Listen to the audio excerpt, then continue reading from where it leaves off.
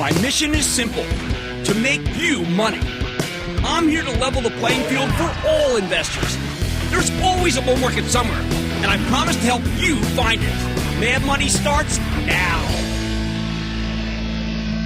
Hey, I'm Cramer. Welcome to Mad Money. Welcome to Cramerica. Other people want to make friends. I'm just trying to make you some money. My job is not just to entertain you, but to educate and teach you. So call me at 1-800-743-CNBC or tweet me at Jim Cramer.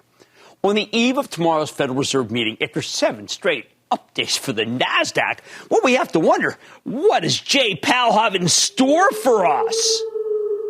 Are we getting too greedy here? Dow gaining another 139 points. S&P climbing 0.37%. NASDAQ advancing 0.34%.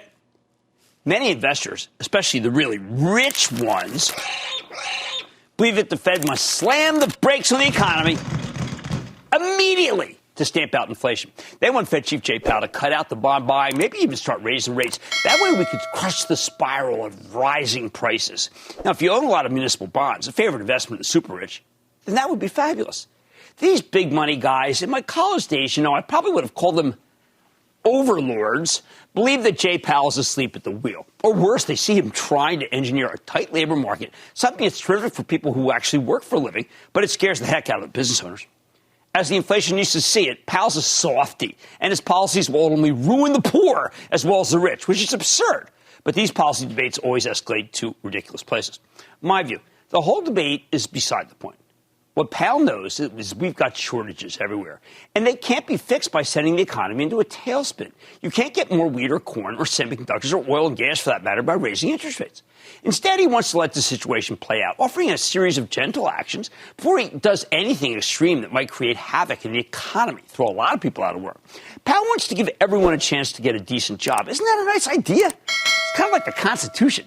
Even if that means wealthy investors could see the municipal bond payouts get eroded by inflation. Not in the Constitution. Is that so wrong?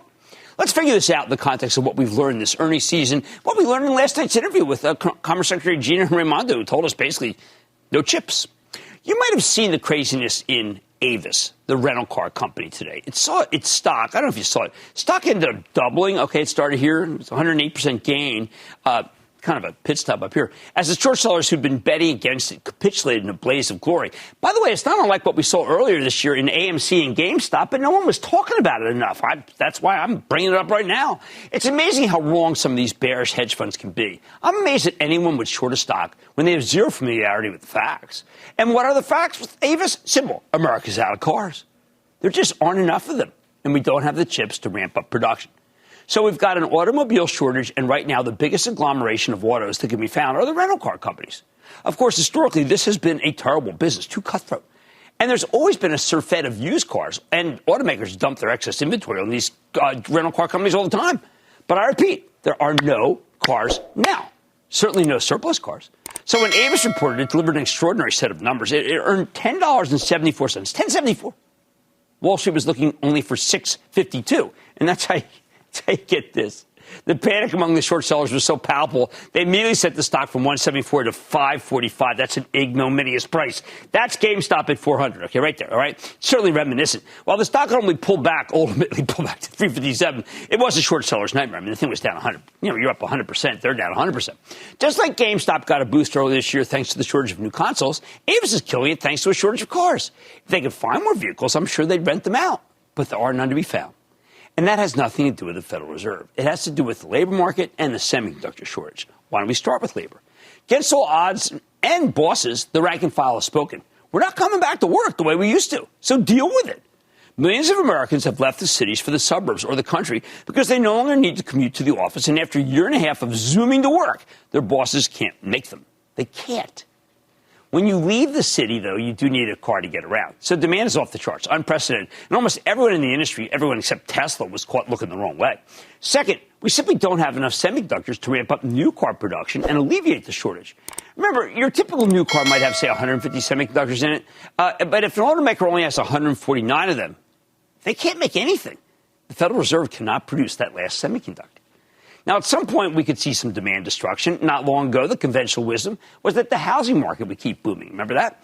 But there was one lonely voice saying things can't last. Ivy Zelman, the best housing analyst in America. Turns out she still got it, because after an ever so slight increase in mortgage rates, we got a shocking reversal of housing fortunes. Look at what happened at the know-it-alls at Zillow. They're gleefully cackling today. Yeah. These guys got in the housing flipping game. Oh, there's a game, all right. And they realized they were losing money all over the place. So now they dumped 7,000 houses, exiting that business entirely. Why? Because they didn't listen to us as we yelled at them constantly about, no. Because they were going down in value. Speculators get shaken out. Of course, this is very different from 2008, when speculators were regular people who could get a mortgage with no documentation, no money down. This time we're dealing with idiotic hedge funds and private equity funds who are renting out their properties with the idea of selling them as houses appreciated in value. We know that trade has run out of steam. Which brings me back to the autos. It's possible at a certain point that cars will become too expensive. When that happens, people will turn to mass transit or they'll stop moving from the cities to the country. And you know what? That's fine. That's the free market in action. Similarly, we will see big oil and gas companies cutting back. Right now, they're cutting back their capital expenditures in order to minimize their carbon footprints. But that pushes prices up. But that will not continue forever. Jay Powell recognizes it's only a matter of time before the oil and gas producers step up their drilling. Because in the end, these are for-profit enterprises. They're not going to leave money on the table forever. That will also alleviate some of the resin issues because plastics are a byproduct of natural gas. All right, how about corn or wheat? Okay, if the Fed can play the role of planner-in-chief, rainmaker-in-chief, reprising that fantastic role of Burt Lancaster in the 56 Classic, then I'd say go for it. But Jay Powell is not a gentleman farmer. All he can do to stamp out high food prices is to raise interest rates, which will cause people to lose their jobs so they can't eat as well, so the demand for food will fall. If the alternative to that is prices going up a bit, you know what? I'm willing to take the hit. I know the Muni guys won't. The Muni guys. Where's William Jennings Bryan? I know people continue to bet against this market, hoping that Powell will do something foolish like the wealthy want so badly. I see shorts all over the place, but they're being taken out kicking and screaming like those in DuPont and Estee Lauder this morning. Two companies we told club members, investment club members, to buy into this morning's weakness when we sent out our morning memo. Or Bed Bath & Body Works. Bed Bath & Beyond, which, by the way, looks eerily like another GameStop. That's BBBY. After it gave you some good strategic news after the close, and the shorts are just getting blasted. Hey, you know what? Even the most boneheaded of moves, one that Powell won't make, will not help those short sellers. So the bottom line, if this market goes down tomorrow, thanks to the wrath of the rich who blame Jay Powell for nicking their munis and their mansions, then you need to view that as a buying opportunity and jump on the best themes, especially the semis, because that shortage isn't going away anytime soon. There simply aren't enough chips to be had, and there's nothing the Fed can do to change that other than destroying the economy, which is a less than ideal solution for a Fed chief facing reappointment, or not, by the President of the United States. Let's go to Terry in Virginia. Terry. Oh, yeah, Jim. How are you doing today? I am doing well. How about you, Terry? What's up? I'm doing well. It's calling today about Chipotle. It's had a kind of a flat run here for a while. It's trading below its 50-day moving average. PE is around 72. After a recent earnings beat, it's kind of languished at this 1,800 level, which is about 10% off of its 52-week high. Is this an entry point, or should we wait? Well, you know, it's funny because my daughter was up at one in north of Albany. She didn't like it. Then Ben Stoto, research director, is down right near us, downtown Wall Street. He said it's not so good. I mean, maybe there's some execution issues. I myself think that Chipotle is doing quite well, and and Jimmy Chill remains stalwart that it should be bought. Let's go to Lewis in California, please. Lewis. Hi, Jim. I'm calling about Shopify. Do you think it can continue a 30% plus growth rate for the next 5 years? Actually, I think there's a lot of room for both Shopify and let me throw in Etsy. I think both these companies have terrific growth paths because they are the backbone of the new economy, which is people living their dreams, small and medium-sized businesses being able to carry out what many people really want, which is something craft-oriented that seems like it's actually made for them. Michael in Texas. Michael. Jim, how you doing? I was just I keep missing the easy 100,000. I missed the snowflake from 200 to 300 with 1,000 shares. I missed the 1,000 shares of Coinbase from 211 to 350 wherever it's at now. And I want to know if I can keep the 1,000 shares of Disney at 169.70 and hold on to that on the subscriber news and the bad news coming out of China with them shutting down the parks.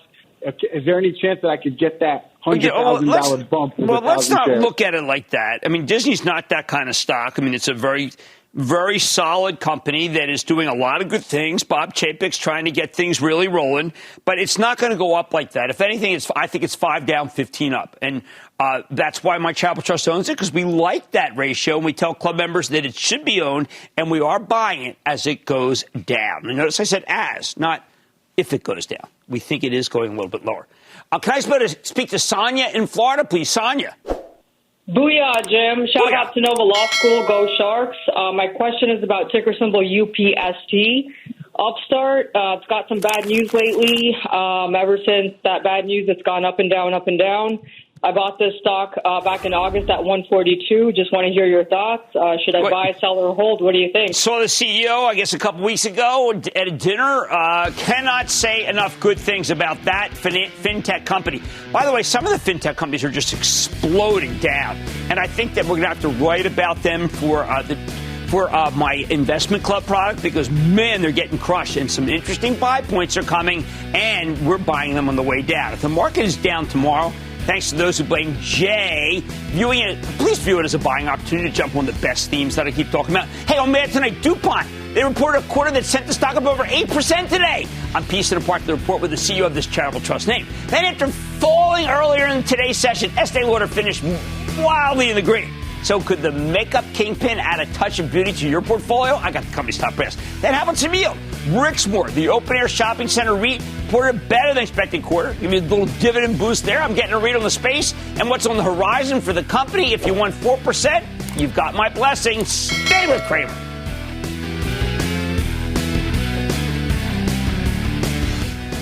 Don't miss a second of Mad Money. Follow @Jim Cramer on Twitter. Have a question? Tweet Cramer. #MadTweets. Send Jim an email to madmoney@cnbc.com or give us a call at 1-800-743-CNBC. Miss something? Head to madmoney.cnbc.com.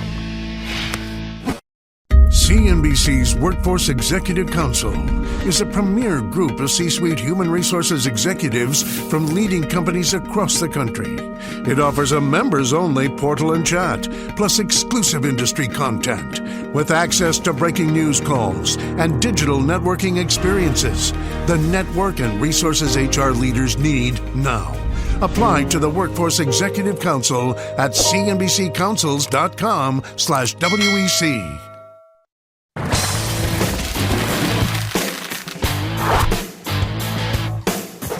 Look at the stock of DuPont run. After spending ages in, I guess, what you call the penalty box, this specialty chemical maker shot up nearly 9% today in the wake of a solid quarter, coupled with very remarkable acquisition. Full disclosure, we own DuPont for the Charitable Trust. I have to admit I was a little worried about this one because the chemical industry has been plagued by these rising raw costs. Then this morning, CEO Ed Breen, the bankable Ed Breen, delivered a good quarter, somewhat soft guidance, but another day might have triggered a sell-off, not this time. What happened after that is amazing, because on top of the quarter, DuPont also announced they're buying Rogers Corporation for $5.2 billion. This is a company that makes engineered components. It's a specialized industrial supplier to some terrific end markets. When management came out on the conference call this morning, explained their vision for the deal, DuPont stock caught fire, ultimately finishing the day up nearly 9%. Could this be the beginning of an even larger rally? Let's take a closer look with Ed Breen. He's the executive chairman and CEO of DuPont. Find out more about the quarter and this impressive deal. Ed, welcome back to Mad Money.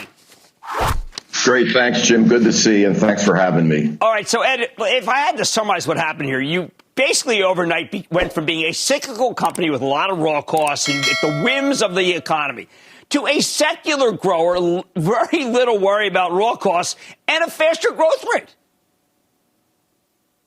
Yeah, so we've been on this journey now for about 5 years to get to this point. And, Jim, this is the last big move that I feel we have to make. We want to be compared to the best in breed multi-industrial companies. And when you benchmark us and you do a pro forma of the last 5 years with this new portfolio, we outgrow the best multi-industrial companies on the top line. Our margins are 300 basis points better than the top group at 27%. And more importantly, to the point you just mentioned, we took significant cyclicality out of our earnings going forward, and we benchmark best in class there also at about 10% peak to trough earnings. So it was a major, major move for us to get to this point. And of course, we added a great acquisition today on top of it, which puts us into real secular growth areas that we like, and where DuPont also has a lot of core technology behind it. Well, I know a lot of people are saying, well, listen, they're no longer the chemical DuPont. I think you're not less and less a chemical company, but more and more a high-end growth chemical company. There are some legacy brands that I think you'll be able to sell for far more, Ed, than people were talking about in the console. Is there any way that you could see some big numbers for some big old brands that we all know around the world? Well, by the way, we still have a lot of those great brands. So we have the Tyvek product, which most people know as house wrap, but we use it for medical packaging. By the way, it was one of the key products during the pandemic here because it's used in garments in healthcare settings. And so it's a great brand. We love it. We're going to keep it. It's a high margin, nice growing business. And of course, a product we're very, very proud of in DuPont is Kevlar, which protects a lot of frontline, the police, firefighters and all that. And it's a great product we're very proud of. How about Corian? Keeping that?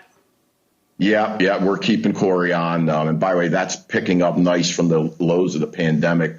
It's used in a lot of commercial construction applications. And of course, those markets are coming back very nicely. Yeah, I like it because it beats my wife buying marble. And I think it's more enduring than marble. Okay, so people said to me today, wait a second, he's selling some auto and then buying auto. And what I keep telling is that you have a different auto exposure, a futuristic auto exposure. So maybe you can explain why they're not the same. Yeah, so look, the Rogers portfolio is incredible. They're really high in technology, which ties right in with DuPont. And the areas they're actually growing the fastest, it's about a third of their portfolio right now, is they're very big in the EV, the battery space, in hybrid and electric vehicles, and as we move into autonomous vehicles. And that market, Jim, is growing 20 to 30% a year. And they have a lot of great wins coming in that space. And then they're very big and have a great presence in advanced driver assist systems, which go into all vehicles, especially into all of the EV vehicles going forward. And that market's growing about 15%. So we're moving into much higher technical product areas and much higher growth areas, and where the future of the next generation auto is going. So we really like that positioning. And then Rogers has phenomenal positioning in 5G base stations, wireless infrastructure, consumer electronics. And one area we really like is their clean energy product line. So they do a lot of technology in wind turbines, for instance. So we're picking up a lot of great technology here. And again, it meshes perfectly with the large presence we have in our electronics business here at DuPont. And on top of that, remember, we just bought another company for $2.3 billion on July 1st of this year, Laird, which brings us more great electronics technology. So the portfolio is very broad and really the biggest out there now. And the key is we can serve our customers and solve problems for them that most of our competitors can't with the breadth that we now have. But I want to make it clear that because of a step up, what's known as a step up in basis, if you make a sale of the other asset that is for sale currently, you said that on the call, it's not like you won't have a lot of proceeds. I don't want then people to think that you levered up, Ed. You didn't. If anything, you did the opposite. Yeah, no, we've done just the opposite. So we're spending $5.2 billion to buy Rogers, and we'll, close on that, probably in the second quarter, 2022. But we announced today that we're selling a bulk of our material and mobilities division, our M&M group, and that's about $1 billion of EBITDA. So we're going to get quite a few billions of dollars for that. And the beauty of the reason the sale works and not some other strategic move is that our basis in the company was raised up during the Dow-DuPont merger, and we're going to pay tax under 10% on this deal.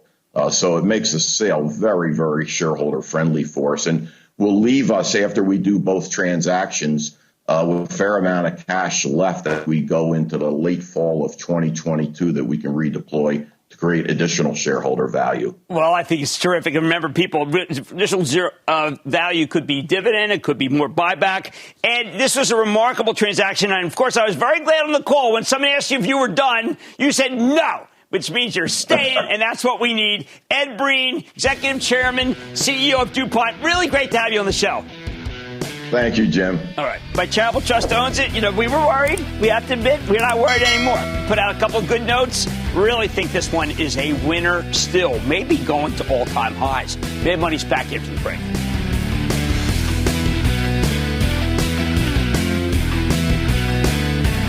Coming up, beauty is in the eye of the shareholder. Cramer sits down with a company that might touch up your portfolio. Next. Get an edge. Invest like a pro. Access CNBC's live streams around the globe. Unparalleled access to CNBC experts. Actionable investor insight and ideas. Start your free trial today at cnbc.com/pro.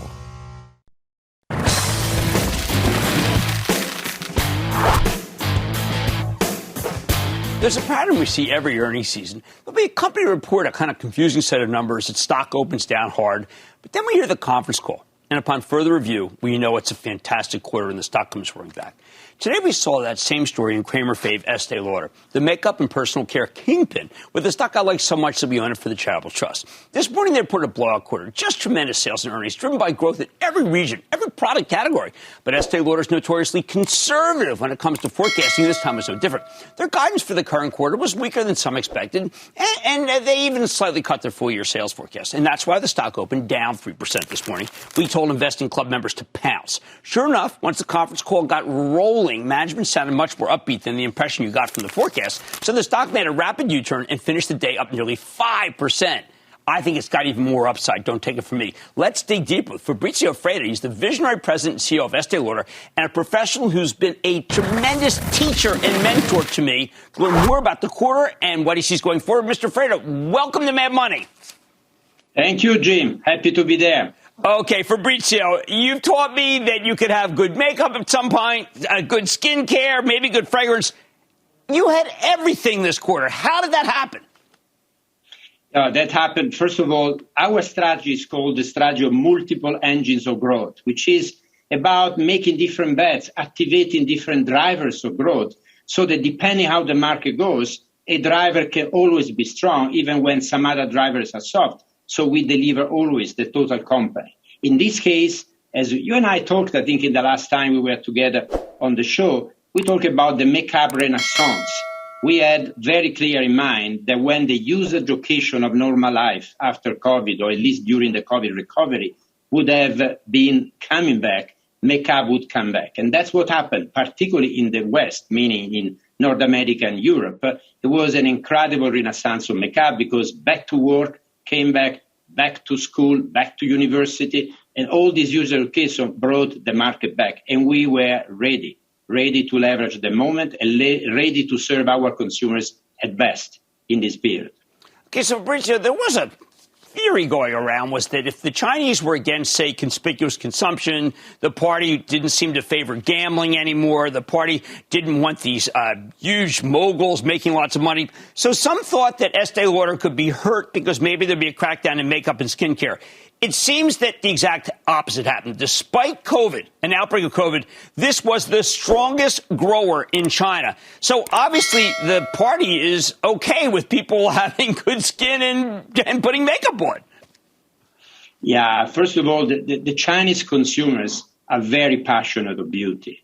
And our customer is the Chinese middle class. And the Chinese middle class is growing and is very, engaging in beauty more and more.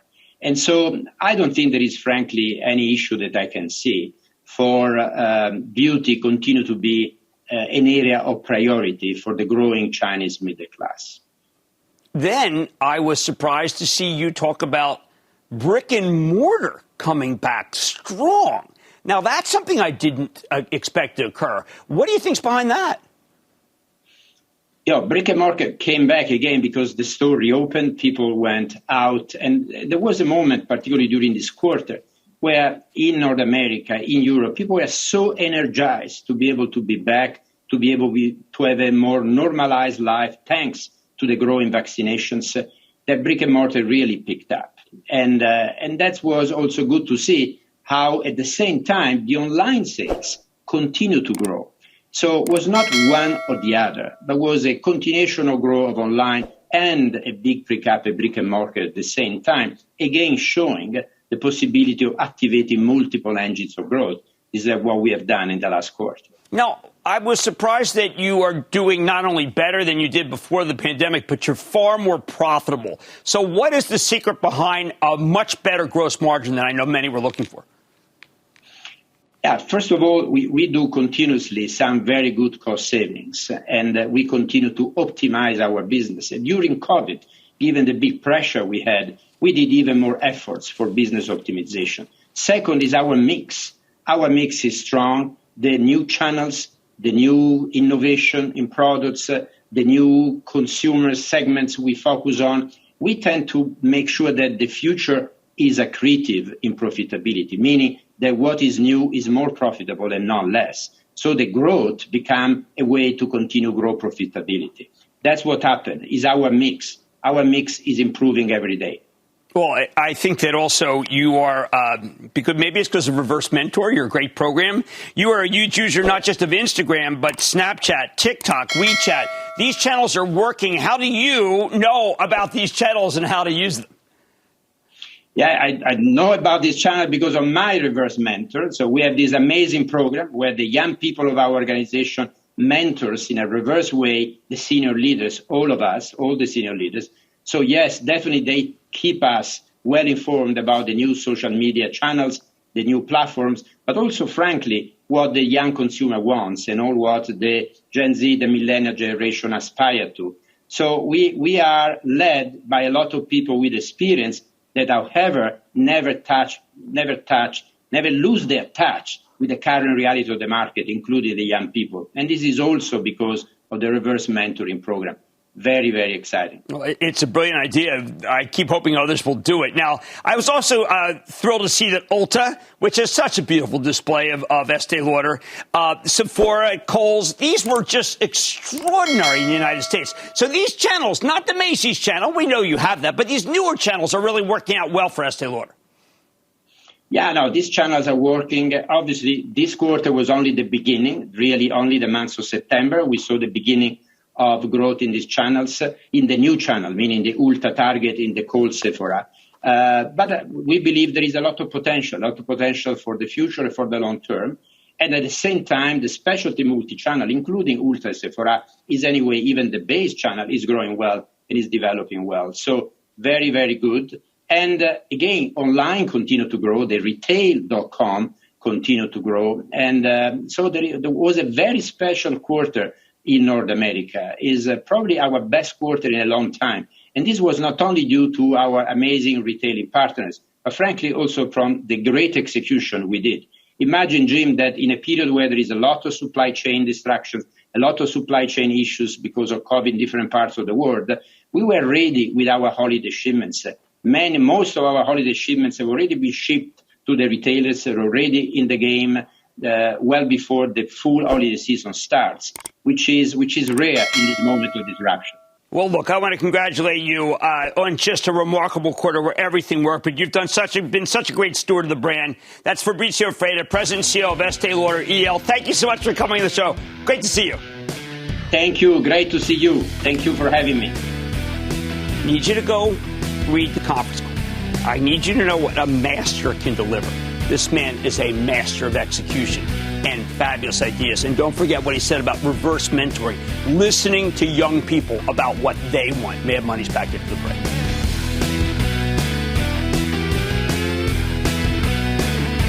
Coming up, want to get real about real estate? Cramer's got a stock that could give your portfolio a new lease on life. Next.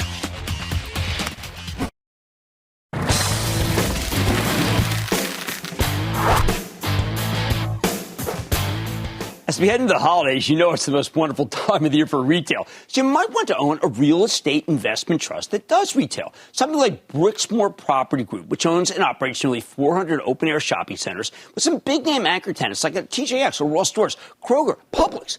At a time when Americans across the country have been fleeing the cities for the suburbs, this might be exactly the kind of retail space that's working. No wonder Brixmor stock has rallied from $7 and change last spring to $24 and change today. In fact, the stock just jumped to a multi-year high after the company delivered an excellent beat and raise quarter last night.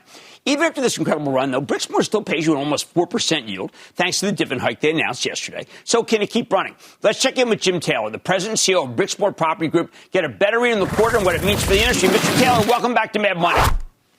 Jim, thank you for having me. Okay, so it's been a little bit since you've been on. So I was thinking maybe you could just refresh us. It's been 2 years, actually, about what your strategy is, and particularly because you've got a great anchor strategy that I think makes it so that you've got good growth and a lot of conservative people in your stock correctly.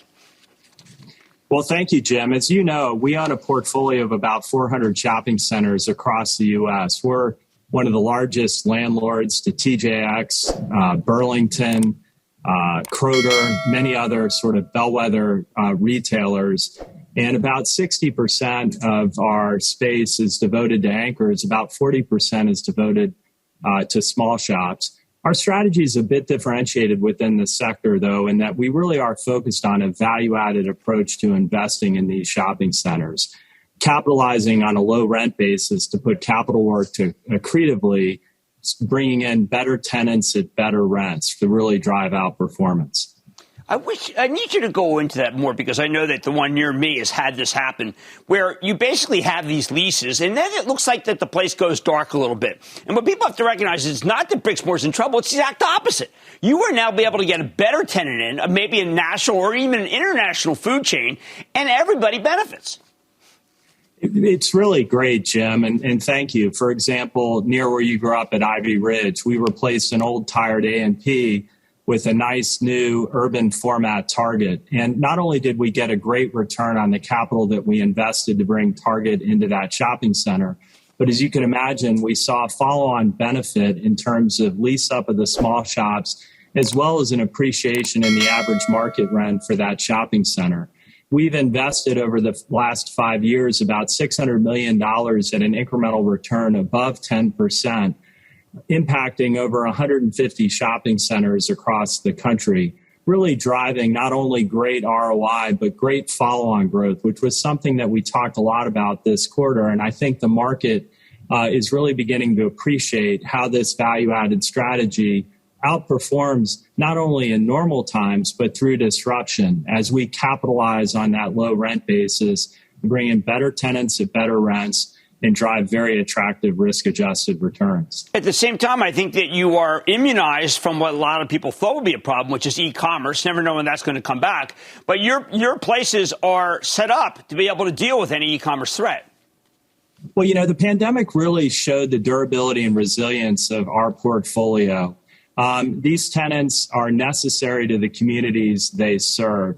And importantly, they're very proximate to where people work and live. So it provides a compelling, low occupancy cost alternative for retailers who recognize, particularly through the pandemic, the importance of a store to their multi-channel strategy of serving the customer. And, you know, we're seeing that demand in our leasing pipeline today, Jim, in terms of not only what we have signed but yet to commence, but also our forward leasing pipeline as well. Again, with the very best retailers who now fully really appreciate the importance of the store to their strategy of serving the customer. Well, let's go back to the situation like in Ivy Ridge, where exactly you're right, where I grew up. What happens is that if you have an A&P, you happen to have a lot of second and third rate stores near it. So there's nothing like if you go there, you're going to shop at the next place. When I see your places now, it's a Target, it's a Marshalls, it's an Ulta, then it's a Whole Foods, then it's Chipotle, then it's Starbucks. I want to go to all these places. I'll go get a cup of coffee at Starbucks while I'm going to another place. I stop at Chipotle, get the brisket. I mean, you have the right companies in there that people don't just go to one store. It's absolutely the case. And really, when we are doing our job well, that center truly becomes the center of that community. It's no longer really a Brixmor property. It's your shopping center. And as you mentioned, it's where you go to work out. It's where you go to grab a cup of coffee, shop for that meal. You know, there are just many uses that these centers can serve for the communities and the retailers that tenant them. Well, you know, one of the things I like when I look at yours, I get my ideas. I mean, I get my stock ideas. Like I saw that you went with Five Below, so therefore I think Five Below is a real outfit. I'm going to look at Five Below. It's a Philly outfit, so I was obviously interested. But once I see you guys go in with Aldi, I mean, not necessarily my favorite, but my wife says, listen, it's much better than the previous place. And obviously, HomeSense makes a great deal since Burlington is another one that I got from going to one of your shopping centers. So it's pretty clear you've got the best of the best that America has right now in retail.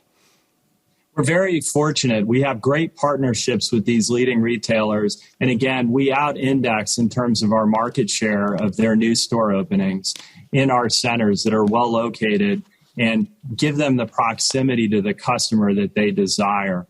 It's a very exciting time for us, Jim, as we continue to improve our portfolio and capitalize on great follow-on demand from these best-in-class retailers, as you mentioned. Not only the national and regional players, but also some of the great local concepts, including Philadelphia's own Chicky and Pete's, which has done very well, or Iron Hill Brewery. You know, there's an opportunity for us to bring in the right mix that truly connects with and serves that community and drive a very attractive return while doing so. It's all part of that value-added strategy I referenced, and a little bit of part of what makes Brixmor different in the sense that we have older, well-located centers with attractive rent basis that allows us to bring in these great new tenants accretively. We can make money doing so and then benefit from the follow-on traffic and leasing and momentum that these types of tenants create for our centers. I want people to understand it's hard to get a good solid 4% without concern. I'm not concerned at all about Brixmor. I also have my Chicky and Pete's on Sunday when I go to the Philadelphia Eagles. I want to thank you so much, James Taylor, President and CEO of Brixmor. This is a keeper. I love yield. You should too. Great to see you, sir. Thank you, Jim. I appreciate it. Mad Money's back after the break.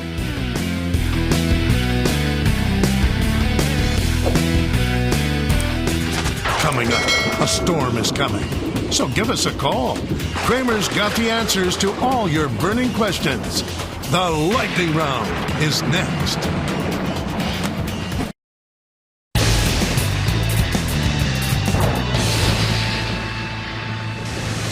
It is time. It's time for the lightning round.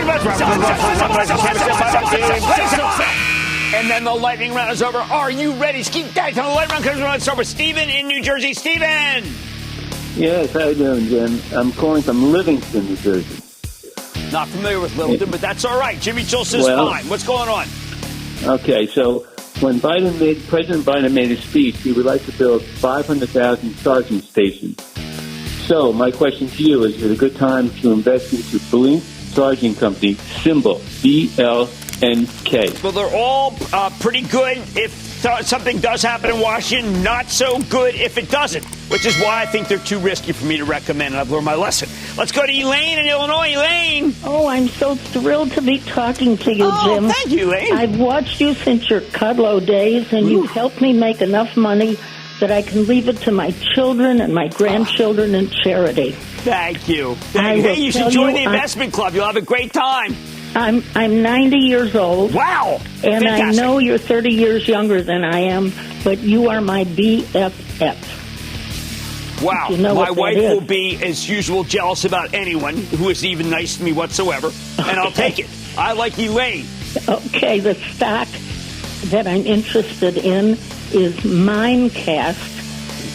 It filters out spam, so they say, and it's M. The symbol is M as in mother, I, M as in mother, E. Elaine, I know it. It's one of the hottest stocks. So you know what? Go for it, for heaven's sake. Go for it. Go for Mimecast. Red hot stock. Absolutely, you know it. It's in the right spot. And thank you so much for the kind comments because, whoa, boy, this job's been hard lately. And thank you. I do hope you'll join the club where I'm having a really good time with a lot of good people. Now I want to go to Jay in Hawaii. Jay. Hey, Jim, aloha from upcountry Maui. Mahalo, my friend. Mahalo, brother. Hey, just wanted to get your take on Heartland Express, HTLV. I don't know what to think about these Jim. stocks. I mean, there's Heartland. The stock is at a low, basically. XPO just reported a number. People didn't like it. I think we've got to be careful. I'm going to suggest that you go with UPS, where, by the way, Carol Tomei reported a terrific number. Everybody doubted her, not us. We still believe. Let's go to Bob in Illinois. Bob. Hi, Jim. Thank you for your help. I'm questioning AWR. That's American States Water. It's just a very solid grower. It always looks like it has a low dividend. Why? Because the stock's always doing so well. I like the company. People have been buying for years, and they've done quite well, and they can sleep at night. Let's not be done. Let's go to Michael in California. Michael. Booyah, Jim. Booyah. So I'm calling in about the stock Backed Holdings. I'm sorry. Yeah, this is a meme stock. This is a meme stock. I'd rather actually, my new posture on the meme stocks is a no comment. That way nobody gets hurt, and it's just life's too short to comment on a meme stock. Let's go to Vincent in my home state of New Jersey. Vincent. Hi, Jim. Booyah. Thanks for all your help. Booyah. I hope you voted. I hope you voted today. Yes, I did vote. But I'm not going to tell you who I voted for. No, I don't want to know. It's okay. It's all right. It's a private thing. I just want to be sure you showed up. Let's go. No, I did vote. I vote every time I need to vote. Yep. Every time. That's the preservation of our republic. Thank you. What's up? The stock is Zenvia, Zenv. It went public this past summer, and it has a price target of $30 from Goldman Sachs. Why don't people like this? Why don't people like this stock? I mean, I think we should feature this. Let's get Cassio Bobson on. I mean, I don't know, Software Solutions, a really interesting. Sometimes I don't understand why stocks are hated. I really don't. That stock is really hated. And that, ladies and gentlemen, is the conclusion of the Lightning Round. The Lightning Round is sponsored by TD Ameritrade.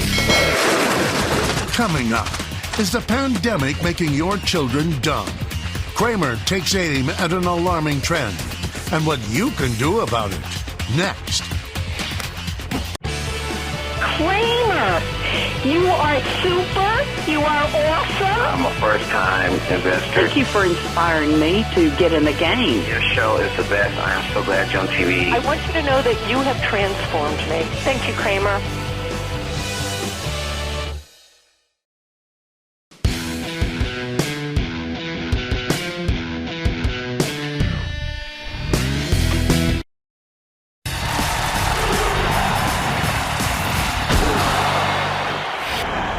Is the pandemic making us dumber?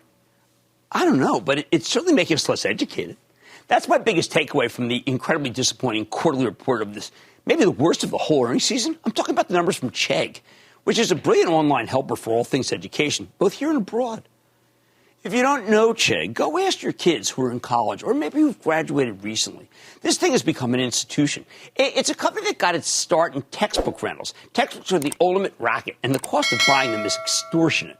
But under the leadership of Dan Rosenzweig, Chegg has transformed itself into a digital platform that helps students study and do their homework. Think of it as required reading if you want good grades. But what if you don't want good grades? What if you don't care? What if you don't want to pay for college in the first place? Clearly, a lot of people are asking themselves those questions. That's the only conclusion you can draw from Chegg's dispiriting conference call last night, as well as, by the way, the interview that they had when Sarah and Wilford interviewed him. Ooh, I didn't like that at all. According to Rosenzweig, higher education is experiencing a major slowdown. And while he believes the problem is temporary, it's caused demand for Chegg services to plummet. Hence why the stock lost another 49% of its value today after getting hammered for the last few months. What specifically is causing this weakness? Well, part of it has to do with rising wages. But thanks to the labor shortage, you can make more money if you immediately enter the workforce. Plus, Chegg kept talking about fatigue. Kind of an amorphous term they use to explain why college enrollments were much weaker than expected. Obviously, a lot of this is COVID-related. College is less enticing if you can't do anything on campus. Who wants to pay tens of thousands of dollars to sit at home and take classes over the internet? Not me. But that's not the only thing hurting Chegg. They're also getting killed by the makeup of the curriculum. This is a company that helps people get good grades in difficult courses.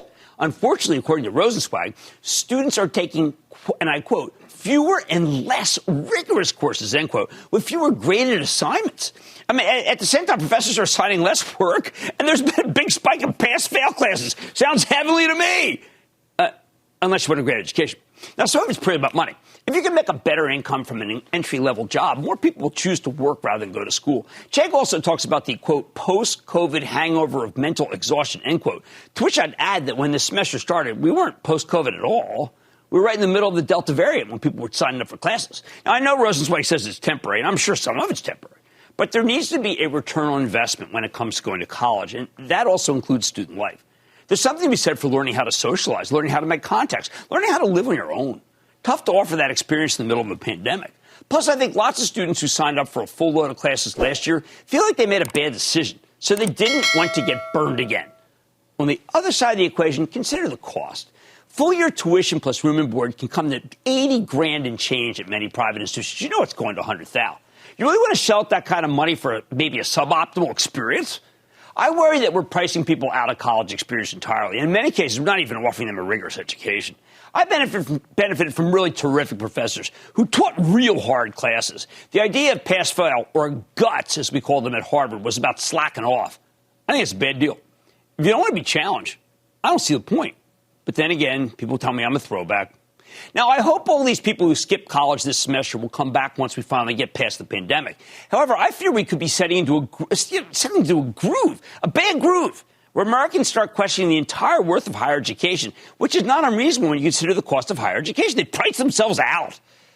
I think it's a tragedy. You want a lost generation? If these post-COVID college trends continue, you better believe we're going to get one. I like to say there's always a bull market somewhere, and I promise to try to find it just for you right here on Mad Money. I'm Jim Cramer. See you tomorrow. The news with Shepard Smith starts now. CNBC's Workforce Executive Council is a premier group of C-suite human resources executives from leading companies across the country. It offers a members-only portal and chat, plus exclusive industry content, with access to breaking news calls and digital networking experiences. The network and resources HR leaders need now. Apply to the Workforce Executive Council at cnbccouncils.com/WEC.